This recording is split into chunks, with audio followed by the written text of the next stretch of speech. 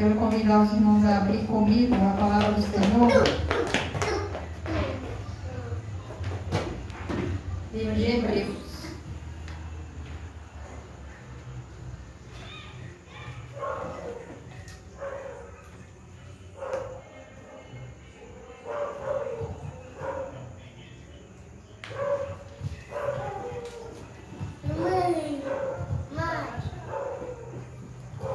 Espera todos achar, né?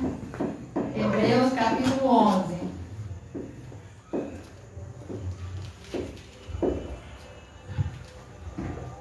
Depois de Atos, depois de Timóteo. Novo Testamento, Hebreus capítulo 11.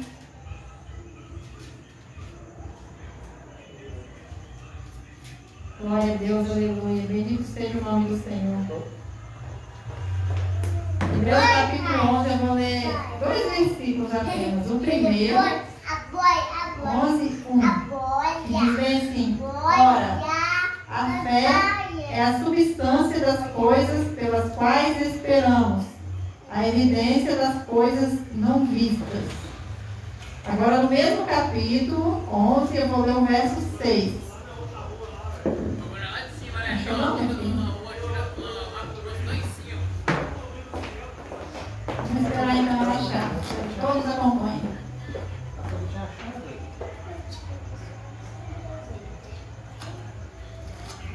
Tem problema não, a gente espera. Vamos acompanhando a palavra. Hebreus capítulo 11. Aí eu vou ler de novo o verso 1 e depois eu vou ler o verso 6. Que diz bem assim: ora, a fé é a substância das coisas pelas quais esperamos, a evidência das coisas não vistas. Aí no verso 6 diz bem assim: porém, sem fé é impossível agradar-lhe, porque é necessário que aquele que se aproxima de Deus acredite que Ele existe e que é galardoador daqueles que diligentemente o buscam. Glória a Deus. Se os irmãos quiserem permanecer com a Bíblia aberta, nós vamos ler vários versículos, né? Eu quero hoje explorar bastante a palavra. Né? Até meia-noite é dia. Até meia-noite é dia ainda, né, amiga? É noite. Amanhã vai pra cá. Eu orando ao Senhor e essa madrugada eu tive um sonho. Eu não ia ministrar hoje, mas o Senhor me deu um sonho e o sonho me fez entender que era para me trazer essa mensagem. O Senhor falou muito comigo nessa noite. E o tema que eu coloquei nessa mensagem é: fé não é um sentimento, é posicionamento. Por quê? Como nós lemos aqui no verso 1, ora, a fé é a substância. Aí eu fui pesquisar no dicionário de língua portuguesa. O que é substância? Substância é uma parte essencial de algo. Ou seja, é uma força, é um vigor. Também pode ser o que há de nutritivo nos alimentos. Isso é o dicionário da língua portuguesa que nos diz. Então, se a fé é uma substância, nós podemos dizer que a fé é o que nutre, é a parte nutritiva da nossa vida espiritual. Se ela é uma parte, se a substância ela pode ser considerada algo nutritivo dos alimentos, vamos imaginar que a fé é uma substância, ou seja, é algo que nutre a nossa vida espiritual, a fé. E aí fala assim: pelas quais esperamos. Aí a evidência das coisas vistas. Aí eu fui pesquisar também o que é evidência. Evidência é o destaque, é realce, o que indica a existência de algo, é um sinal. Então a fé, ela é a substância, ou seja, é a força de algo, é a parte que nutre da nossa vida espiritual, pelas quais esperamos a evidência, ou seja, esperamos o destaque, o que realça, o sinal das coisas que não são vistas. Então, pela fé, nós temos, vamos dizer, a nutrição daquilo que nós não vemos. Eu creio num Deus que eu nunca ouvi, mas eu sei que Ele existe. Eu creio nesse Deus porque eu conheço pelos milagres que Ele realizou e está escrito em toda a palavra, e também pelos milagres e pelas curas que Ele já realizou na minha vida. Ou seja, além de eu ouvir testemunhos de outras pessoas, ler a Bíblia, onde há muitos fatos que contam testemunhos de fé, contam sobre esse Deus maravilhoso. Além de eu ouvir, de eu ler, eu tenho vivido isso. Então, vamos lá no verso 6. Porém, sem fé é impossível agradar-lhe, porque é necessário que aquele que se aproxima de Deus acredite que Ele exista. Como que eu posso me aproximar de algo para adorar se eu não acreditar que Ele existe? Eu tenho que crer. E como que eu creio? Lendo a Bíblia. E aí, eu tenho que crer que Ele existe e que Ele é galardoador daqueles que diligentemente o buscam. Aí, novamente, eu fui no dicionário. O que é ser galardoador? Galardoar é dar um prêmio ou dar um galardão por um serviço ou merecimento. É uma recompensa. Então, se eu recebo um galardão de Deus, eu creio que Ele existe, que Ele dá esse galardão, Ele dá essa recompensa, é como se fosse uma homenagem pelo serviço, pela minha busca. Aí, daqueles que diligentemente o buscam. O que é buscar diligentemente? Diligência é um zelo na execução. Ou seja, é uma urgência em fazer algo, é uma medida necessária para alcançar o fim, é uma providência, é um cuidado, é um empenho. Então, se eu acredito que Ele existe e eu me empenho a buscar a Deus, eu tenho que me empenhar, porque diligenciar é empenhar-se, é esforçar-se, é empregar meios para. E como que eu emprego meios para conhecer a Deus? Buscando relacionamento com Ele. E eu fui no dia de hoje estudar sobre isso, e quantas passagens bíblicas nós podemos ter do início ao fim falando de fé, falando de homens e mulheres de Deus que viveram mediante a fé. E não é diferente nos dias de hoje. E eu quero fazer uma pergunta para quem puder responder.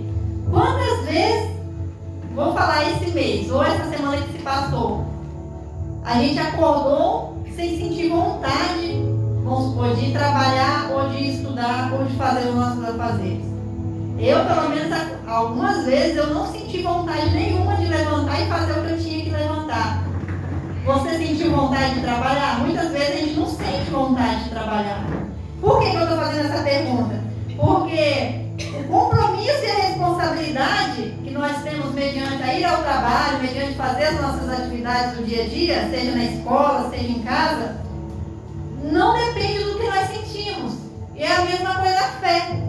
A fé não pode depender daquilo que eu sinto ou daquilo que eu estou vendo ao meu redor. Porque se eu dependo das coisas que eu vejo ao meu redor para ter fé, como será num dia de luta? A minha fé se acaba? Porque muitas das vezes as pessoas, muitas pessoas, elas acham que a fé ela é uma emoção forte, é um sentimento, é um arrepio, é algo que você está ali, está sentindo aquela emoção, aquele sentimento, aí eu creio porque eu creio. Aí aquela emoção passou, veio um dia de luta, o que a pessoa acha? Que a sua fé acabou, né? E não é assim. A fé ela tem que ser algo permanente, ela tem que ser algo. O que é a fé? Como eu defini a fé? A fé é uma atitude, é uma decisão de crer na palavra e se alinhar com ela mesmo quando tudo em volta mostra o contrário. Isso é fé. Fé é você ter uma atitude. Fé é uma posição do meu espírito. Eu me posiciono, é o meu espírito que diz, eu acredito em Deus. É a fé, a posição do meu espírito baseada na palavra de Deus, na Bíblia.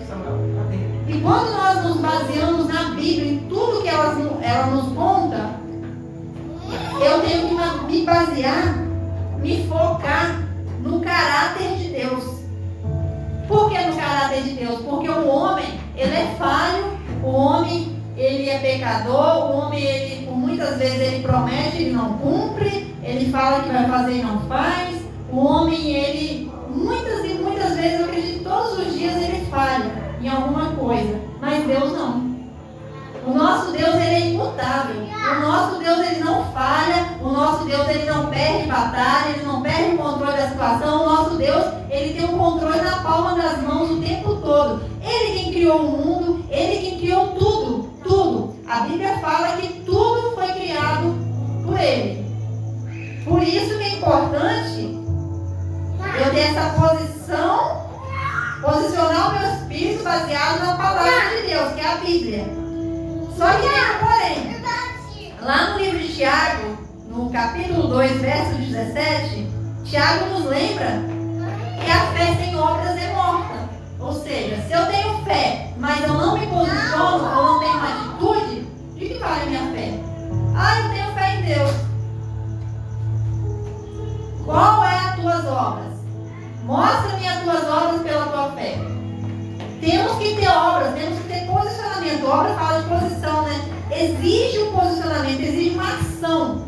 Como que eu posso dizer que Jesus cura se eu não orar com cura para que alguém seja curado? Eu tenho que ter esse posicionamento. Eu tenho que crer que Ele cura. Eu tenho que crer que Ele vai curar. Eu tenho que orar para que isso aconteça. Eu tenho que buscar essa cura. Existem inúmeras passagens, e eu anotei algumas aqui, e eu vou passar. Minha ministração vai ser bem rápida. O que Deus ministrou no meu coração sobre fé nessa madrugada foi um tema que eu já preguei aqui, só que eu não quero parar só nele. E eu vou citar algumas passagens bíblicas aqui que falam muito de fé. A primeira, eu quero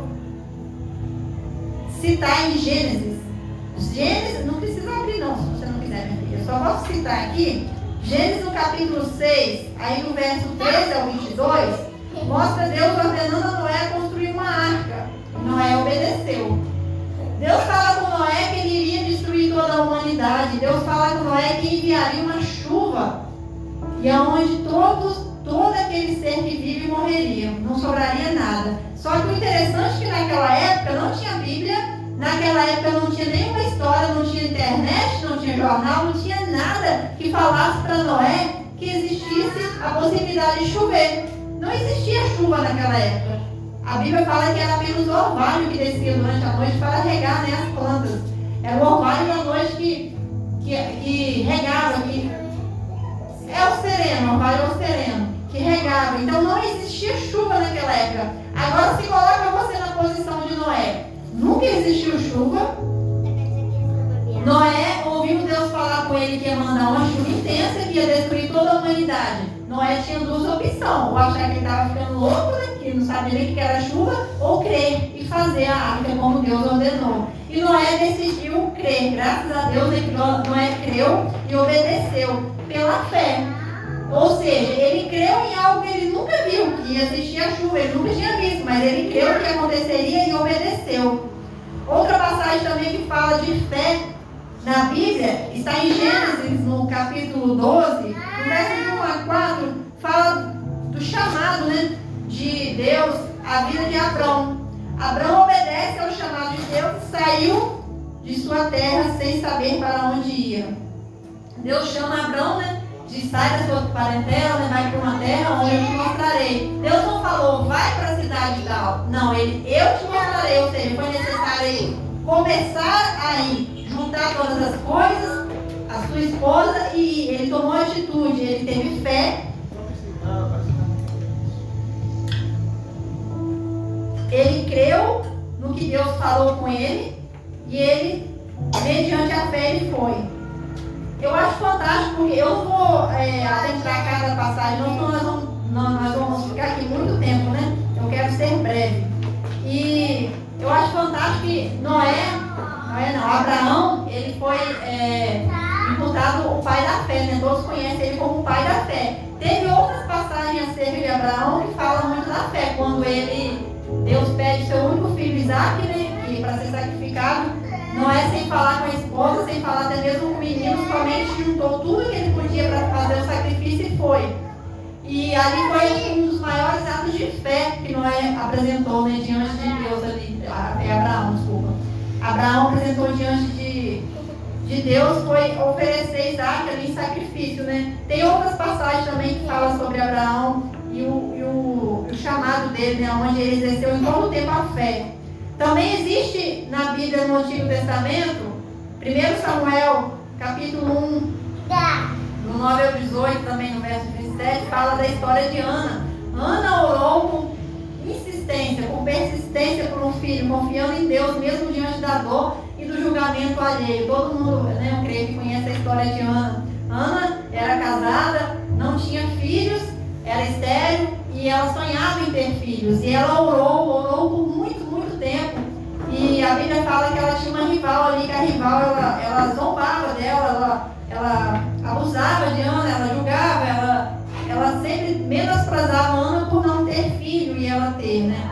Ela não ter dado filho ao seu esposo. Só que Ana não desistiu, ela creu, ela teve fé que Deus poderia responder a oração dela. E quando ela se colocou na posição de busca intensa, ali na posição, quando ela deu ação, quando ela se posicionou diante de Deus ali, Deus atendeu o pedido dela e concedeu, né, Samuel.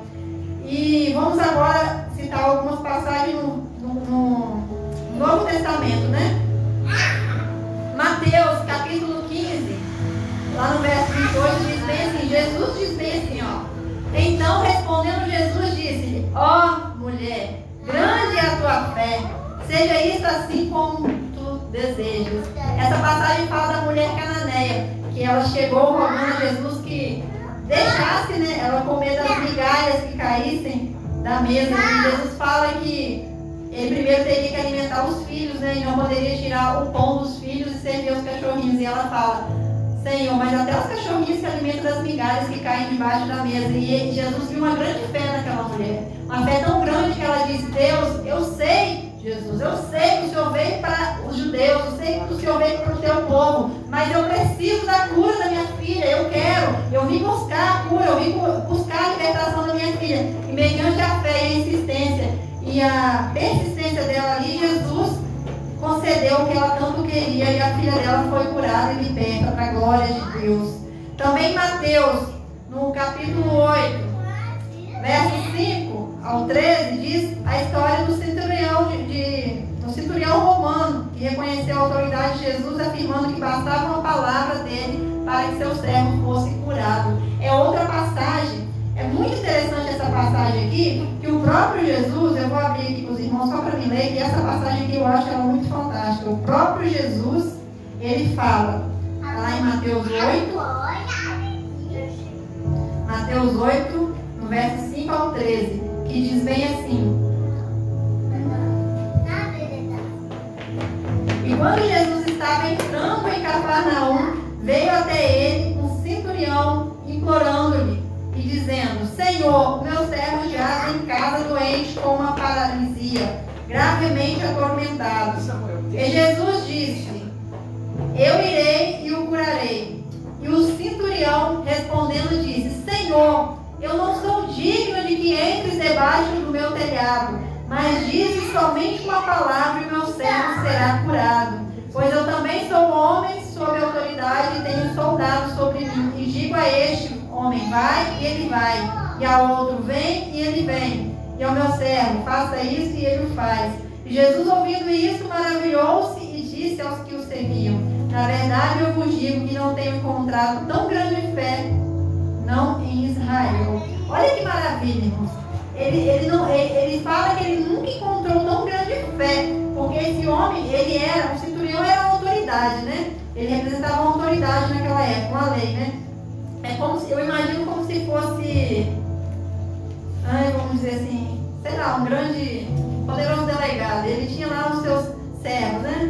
E ele, nos dias de hoje, tentando comparar, ele tinha muita autoridade e ele dizia para o seu servo, vai, faz isso, ele faz. Vem, faz aquilo, ele faz. E ele disse para Jesus, o interessante que eu acho nessa passagem é que Jesus fala bem assim, eu irei e o curarei. Jesus se propôs ir à casa dele e curar o servo dele, mas ele falou, não precisa de ir, basta uma palavra. Basta uma palavra o Senhor dizer e eu creio que ele será curado. Olha que fé, porque se fosse eu ia falar, vem Jesus, vem, traz seus discípulos todos, eu ia querer até um culto aqui em casa. Mas o centurião ele falou, não precisa ir, não sou digno que entre debaixo do meu telhado. E ele fala bem assim, somente uma palavra eu creio que meu servo será curado, né? O criado dele será curado. E Jesus, ele mesmo fala que não tinha encontrado tamanha fé nem mesmo em Israel. Gente, eu fico pensando, qual o tamanho da sua fé? Será que é o tamanho da fé do centurião? Da mulher cananeia? Esse tempo atrás, eu fiz um pedido a Jesus com uma mulher cananeia, né? Eu me lembro, é um testemunho que eu dei muito forte. Eu fui na conferência lá em São Paulo e na ocasião, o grande, né, o homem de Deus que estava ministrando lá, ele chamou somente a equipe da liderança da igreja local. Ele falou assim, a igreja local, né, que era o ministério da Global Fire, toda a liderança que serve nesse ministério vem aqui à frente que eu vou orar. Eu vou orar, vou impor as mãos, vou pedir que o Senhor reparte o que está sobre mim, sobre essa liderança, para que essa liderança tenha autoridade de orar por aqueles que precisam. E eu não sou liderança na Global Fire, mas eu sou liderança onde o Senhor me colocou, que é aqui. O Senhor nos chamou para realizar essa obra, colocou esse ministério em nossas mãos e aqui Ele me fez liderar. E eu orei ao Senhor e eu falei, onde eu estava? Lá no final da igreja, lá, né? No auditório. Eu falei, Senhor, permita que ao menos uma migalha, né, caia dessa mesa para que eu possa receber ao menos uma migalha desta unção, né? Desta bênção que o Senhor está derramando sobre esses líderes, porque eu também quero. E o Senhor derramou algo muito forte em cima de mim naquele dia que eu pude testemunhar quão grande unção o Senhor derramara sobre todos aqueles líderes ali. E o Senhor me fez sentir algo tão forte que os meus ossos chegou a doer. Eu não me contive, eu não consegui me conter em pé. A verdade é essa, né? Só quem estava naquele ambiente sabe o peso da glória que estava naquele local. E devemos sim ter fé e pedir, Senhor, nem que seja uma migalha desta bênção eu quero. Nem que seja uma migalha. Nem precisa, Senhor, ele ir lá, ao menos ter uma ordem, como o centurião que ele fez. Nós devemos nos espelhar nesses grandes homens e mulheres de Deus e exemplos de fé que foi deixado aqui na Bíblia para nós. Você sabe o que é interessante? Que nessa época aqui, não tinha essa Bíblia aqui para eles lerem. Eles criam porque eles criam.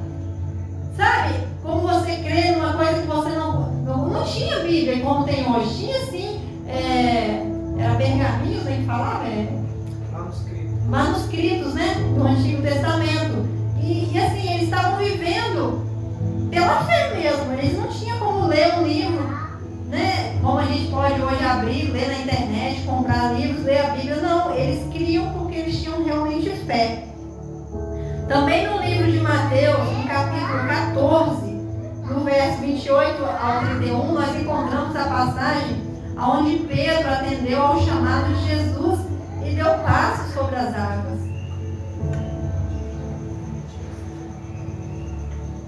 Essa passagem ela é bem polêmica, né? Ela é bem falada, por quê? Porque muitos criticam, mas Pedro afundou, ele olhou para a tempestade e afundou. Mas olha o tamanho da fé de Pedro. Pedro foi o único que estava naquela embarcação que decidiu ir, porque ele falou assim, é tudo mesmo, Senhor, me chame que eu vou até onde o Senhor está. Jesus estava sobre o mar, sobre as águas, e ele falou, vem. E aí, eu estou resumindo as minhas palavras aqui, tá? Depois os irmãos quiserem conferir, Mateus 14, do 28 ao 31. Pedro atende o chamado de Jesus e vai. Só que o que nos deixa refletir sobre a fé de Pedro, porque enquanto nós estivermos com o nosso coração, a nossa mente, toda a nossa atenção no Mestre, nós não afundamos. Ele só afundou porque ele reparou o lado da tempestade. Por isso que é importante nós não basearmos a nossa fé nas circunstâncias. Porque as circunstâncias, desde o início, eram desfavoráveis. Já estava acontecendo uma tempestade aqui. A Bíblia fala que estava acontecendo. Não começou a acontecer quando ele começou a andar. Né? Então, quando ele foi, já tinha vento revolto em volta do mar ali. Só que ele estava focado. Quando ele colocou o pé na água, ele estava olhando para Jesus. Só que quando ele desvia o olhar e pensa na tempestade que estava ao lado acontecendo, ele começou a afundar. E assim nos dias de hoje. Nós temos que ter a mesma fé que Pedro teve quando ele começou a ir mesmo em meio à tempestade. Mas nós não podemos fazer como Pedro, no meio da tempestade, olhar para trás, olhar para o lado, olhar para a vida do outro. Nós temos que manter o posicionamento. Por isso que eu coloquei aqui, fé não é um sentimento, é um posicionamento. Pedro sentiu medo. E é normal o ser humano sentir medo. É normal. Eu sinto medo. Quantas vezes eu já senti medo?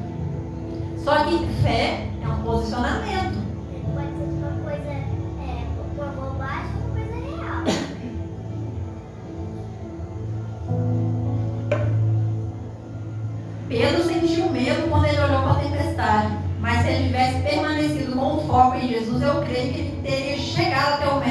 passado ele. Só que Jesus, mesmo em meio ao nosso medo, quando nós estamos afundando, perdendo a esperança, achando que a nossa fé se esvaiu, Ele segura nossas mãos e nos levanta, assim como Ele fez com Pedro. Glória a Deus, aleluia. Louvado seja o nome do Senhor. Outra referência que eu quero deixar aqui no Novo Testamento, e a última que eu deixo aqui no Novo Testamento, é sobre o cego de Jericó, Bartimeu. Está lá no livro de Marcos, no capítulo 10, entre o verso 46 e 52. Conta essa história do cego Bartimeu. Ele clamou por Jesus sem se importar com a repreensão da multidão e foi curado pela sua fé.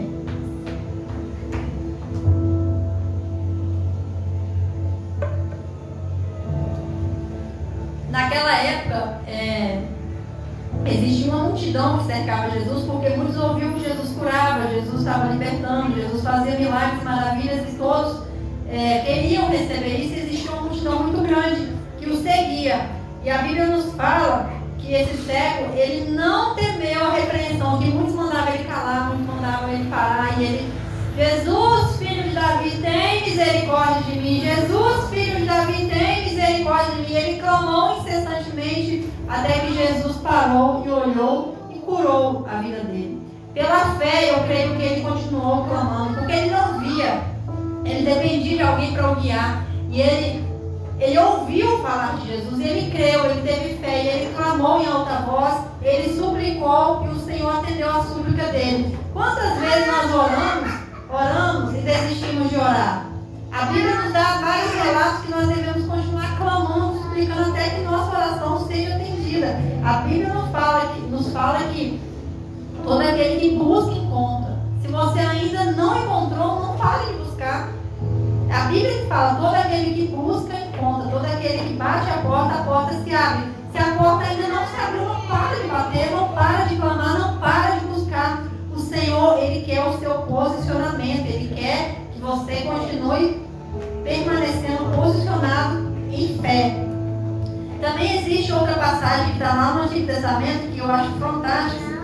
É em 1 Reis 18, 30 a 39, que fala de Elias no Monte Carmelo. É outra passagem muito conhecida, onde cita que Elias foi desafiado por 850 profetas de Baal, né? Baal e Azerá, os dois juntos lá. Eles adoravam esses deuses e eles desafiaram Elias. E Elias ali, ele lança um desafio, né? E ele clama a Deus, e Deus responde ao clamor de Elias com o fogo do céu. A Bíblia fala que o fogo desceu e consumiu todo o holocausto que ele tinha preparado ali.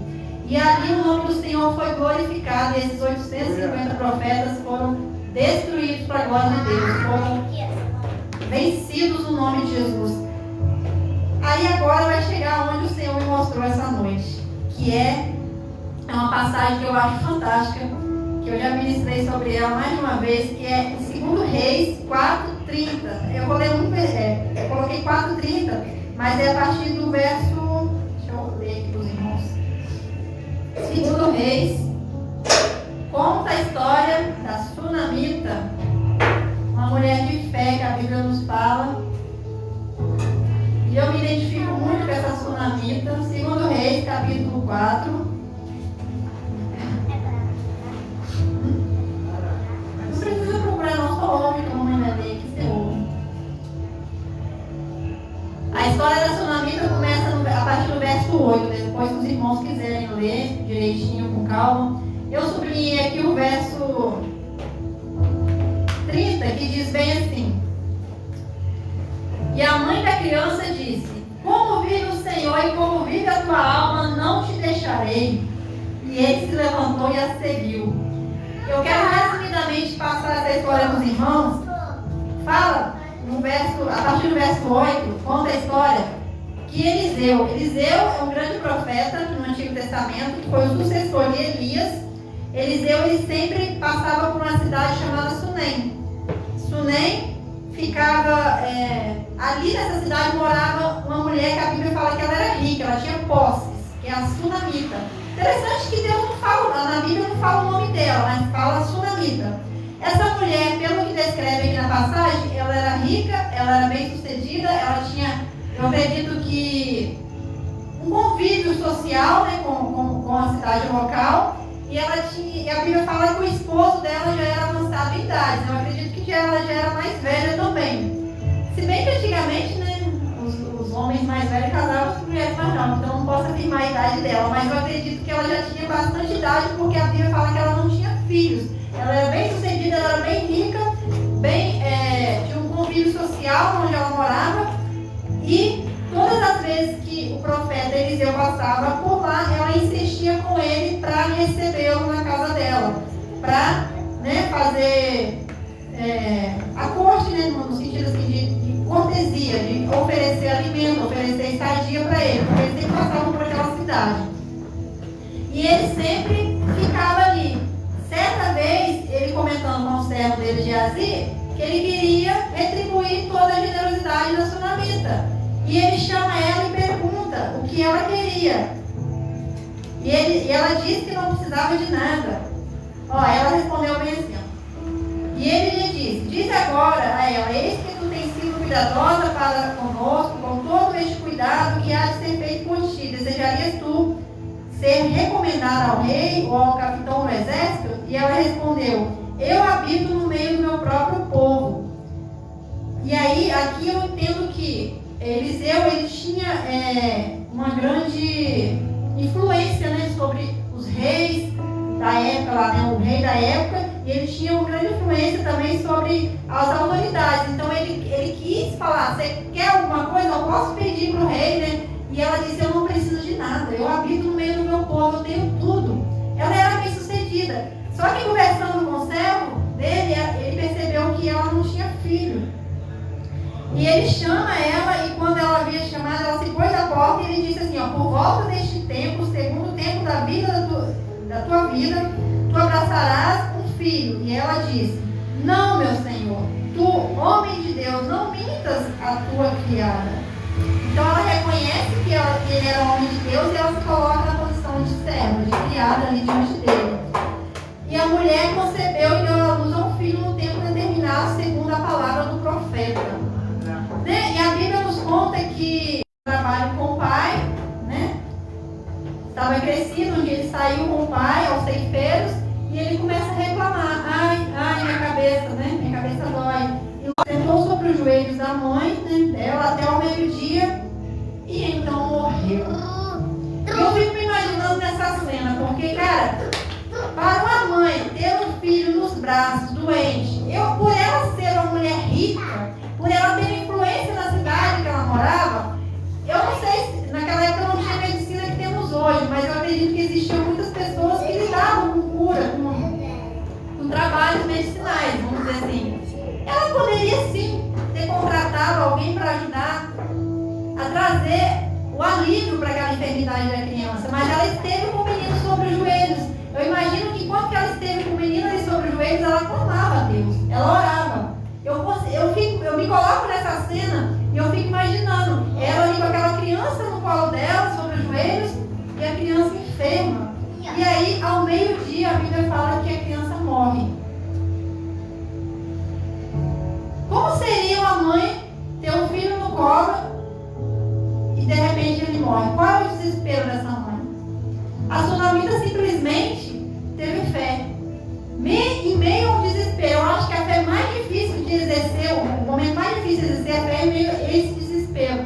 Em várias outras passagens nós lemos muitas referências de fé, mas a mãe, ela teve que exercer a fé em meio ao desespero de pegar aquela criança. Ela tinha feito, né? A Bíblia fala que ela construiu um quartinho para Eliseu, para todas as vezes que Eliseu passasse por ali, ele ficasse naquele quartinho. E ela pega essa criança e leva até esse quarto e deita sobre a cama onde Eliseu dormia, onde era a cama do profeta ali. E ela deixa a criança deitada morta em cima daquela cama, tranca o quarto, vai até o esposo, pede autorização ao esposo para ir no servo com ela, e até o Monte Carmelo, onde Eliseu se encontrava naquele dia. E a Bíblia fala que o esposo dela, né, ele fala: mas nem a lua nova e nem a Shabbat, né, sabe? Não existe um motivo especial para você ir até Deus, porque naquela época eu acredito que para se consultar, para ir até o homem de Deus, mediante a religiosidade daquela época lá, eu acredito que teria que ter uma data específica, né? Mas não é Shabá, não é lua nova, que vai tudo bem. Ela só respondeu isso para ele. E a Bíblia fala que ela dá ordem ao servo que não pare, a não ser a pedido dela, e ela chega ao Monte Carmelo. Geazi vai de encontro a ela, que era um servo de Eliseu, e pergunta: vai bem com teu filho, vai bem com teu marido, vai bem contigo? E ela diz: vai tudo bem. Olha a fé dessa mulher, é um desespero. Se fosse eu, tinha gritado: meu filho está morto. Sabe, eu não consigo imaginar como que seria eu no lugar dessa mulher. Olha a fé que ela teve. E ela disse: vai tudo bem. Só que interessante que Eliseu era profeta. Eliseu ouvia a voz de Deus. O Senhor falava de uma forma diferente com Eliseu. E quando ela chegou até o homem de Deus, no outeiro, ou seja, naquele monte, no mesmo monte, né, que Elias, né, invocou fogo do céu, Monte Carmelo, ela o agarrou pelos pés. Aí Geazi, que é o servo de Eliseu, se aproximou para afastá-la. E o homem de Deus, né, Eliseu, fala bem assim: deixa por si, porque a sua alma está atormentada dentro dela, e o Senhor ocultou isso de mim e não me contou. Ou seja, Eliseu não conseguiu identificar qual era o motivo da angústia da sunamita ter se prostrado diante dele. Mas Eliseu estava prestes a realizar um dos maiores milagres da vida ali, a ressurreição de uma pessoa. Deus, eu acredito que Deus ocultou isso de Eliseu, porque grandes coisas ele queria fazer através de Eliseu. Só que Eliseu fala com o servo dele: toma o meu bordão, né, e vai, não pare, não fale com ninguém, se alguém te cumprimentar, não responda, siga até o menino. E ele fez tudo conforme, eu acredito, Eliseu mandou. Só que quando ele volta, ele diz que o menino estava morto. Então a mãe da criança fala: como vive o Senhor, como vive a tua alma, eu não te deixarei. Eu não te deixarei. Ou seja, Eliseu aqui representa, um homem de Deus representa a autoridade de Deus, representa, né, Deus. E ela disse: Senhor, aconteça o que aconteceu, eu não te deixarei. Eu não te pedi filho. Te pedi algum filho? É o que ela responde para o homem de Deus ali. E ela insistiu com ele. Ela teve fé e permaneceu ali. E aí ele foi com ela.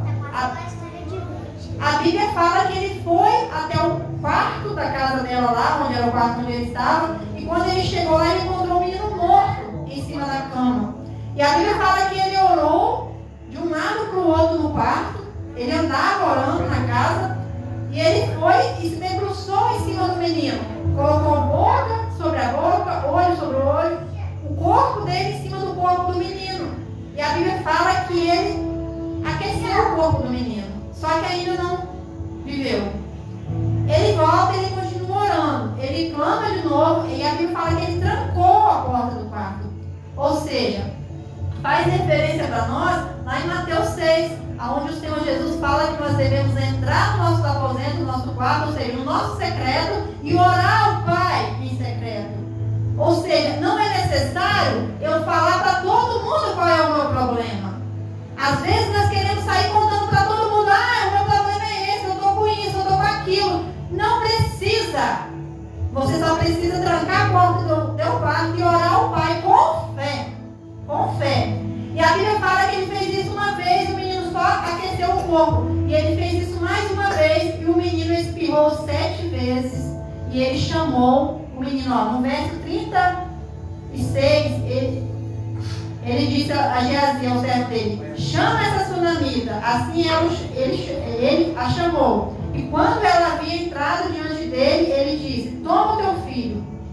Então ela entrou e caiu aos seus pés e se curvou até o chão, diante do profeta.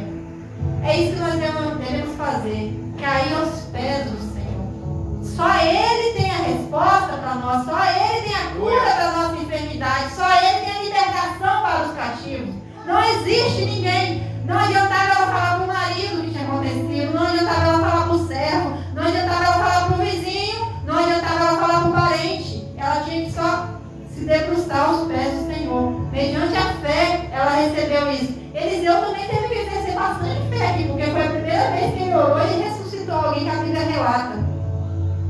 E eu fico imaginando como que foi a reação dela ao entrar e deparar com aquele menino vivo de novo. Eu paro aqui, eu até viajo assim, lá no passado, né? Como se eu estivesse lá. E eu falo com Deus, eu quero essa fé, para que mediante as lutas, mediante a dificuldade, eu só creia que é feita a vontade de Deus, mas que eu continue permanecendo em fé. Por quê? Em fé. Por quê? A Bíblia fala que sem fé é impossível agradar. Nós lemos aqui a Deus. Temos que ter fé. Temos que ter fé. Sem fé, nós não temos salvação. Sabia disso? Por mais que Jesus morreu lá na cruz, se você não tiver fé, você não é salvo. Porque a palavra diz bem assim: nós somos salvos pela graça, mediante a fé. Por quê? Porque é necessário que eu creia que Deus existe, eu creio que Ele enviou o Filho dele naquela cruz, morreu, foi ali ressuscitado, subiu ao céu, está sentado à direita de Deus e vai voltar para buscar a igreja fiel. A igreja que crê, a igreja que tem fé. Se eu não tenho fé, eu não sou salvo. Então, a fé, ela é algo, é a substância mais importante, né? É algo nutritivo, é algo que nutre a nossa vida espiritual. Não tem como eu realizar nada se eu não tiver fé. Eu posso até fazer, mas não vai passar daqui. E à medida da nossa fé e da nossa expectativa, ou seja, quanto maior a minha fé, quanto maior a minha expectativa, maior é a minha bênção.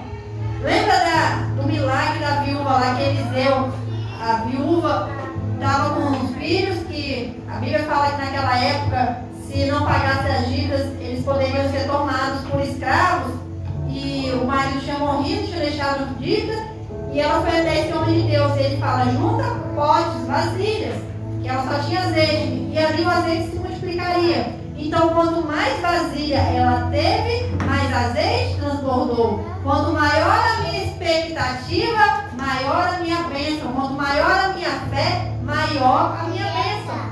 E eu achei interessante que quarta-feira a Joyce deu um testemunho aqui, que Deus ativou a fé dela. Eu creio que é uma ativação, porque fé é um dom de Deus. Existe a fé, né? Que nós, seres humanos, temos, né? Vamos dizer assim, uma fé que nós falamos ter, e existe o dom que é de Deus, o dom da fé. Esse dom tem que ser ativado. Essa fé que vem de Deus, ela é uma fé avassaladora, ela é uma fé que não vê o natural, ela só vê o sobrenatural. Ela é movida pelo sobrenatural. O natural, ele já existe. Eu quero o sobrenatural, porque já está liberado nas regiões celestiais. Eu só preciso crer, eu só preciso ter fé para alcançar. E como que eu exerço a minha fé? Eu vou dar um exemplo aqui, já está finalizando. Ela deu um exemplo do que ela queria. Ela almejava essa bolsa, ela almejava esse presente de Deus, essa oportunidade, condições físicas, circunstâncias atuais improváveis, pessoas na frente. Só que como que nós exercemos a fé? Como ela exerceu? Ela já se imaginou indo, ela já comprou o que ela precisaria para estar lá, ela já comprou bolsa, sapato, tudo mais que precisaria, todos os materiais. Ou seja, ela trouxe à existência aquilo que era só no sobrenatural, né? Ela trouxe para a realidade. E para a glória de Deus, eu posso testemunhar muitos milagres de fé. O maior testemunho de fé que eu tive foi quando eu me casei. Eu me casei pela fé.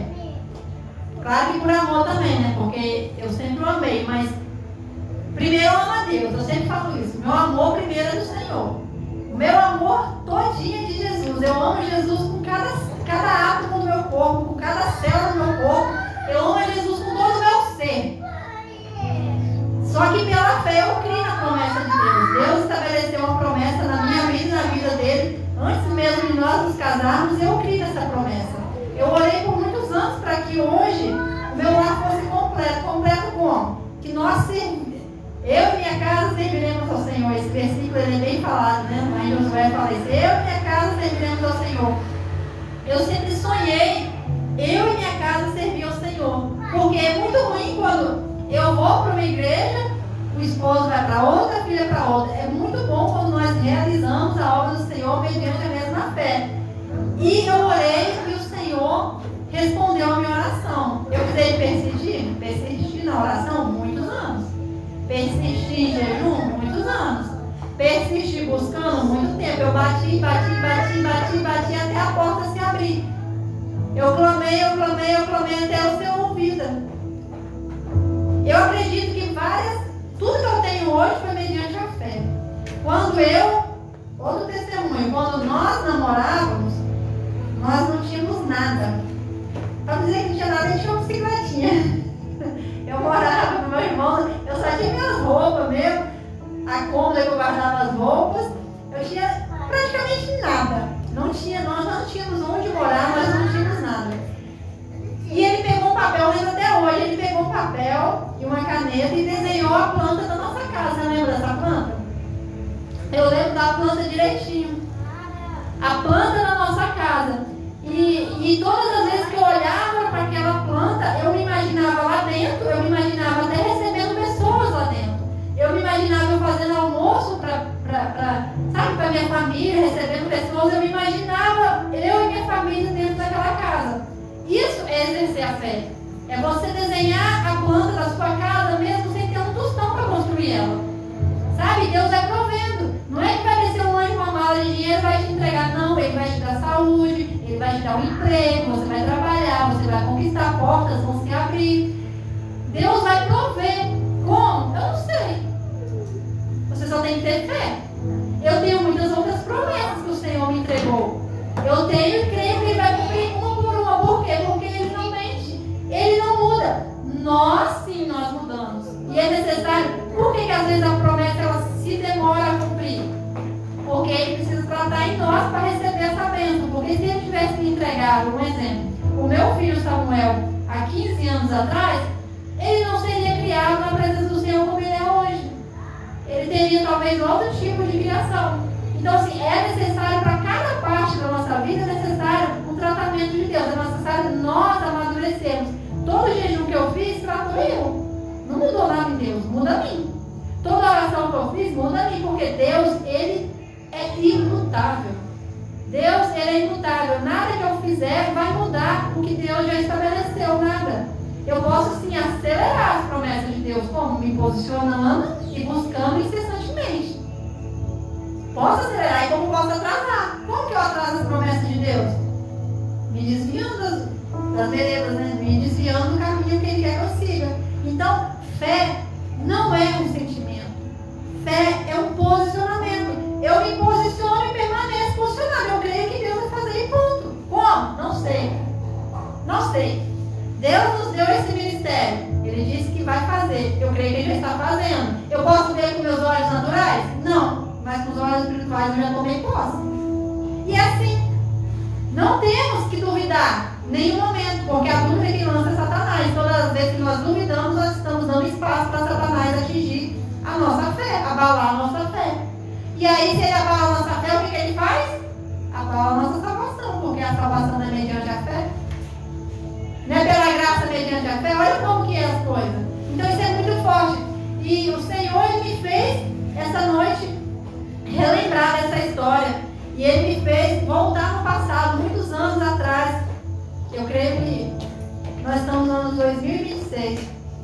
Há 26 anos atrás, nessa mesma época, a minha condição era totalmente diferente do que eu vivo hoje. Mas eu orei, eu tive fé, eu permaneci e o Senhor me concedeu. Porque eu mereço? Não, porque a misericórdia dele é grande. E todo aquele que buscar, o Senhor vai ouvir.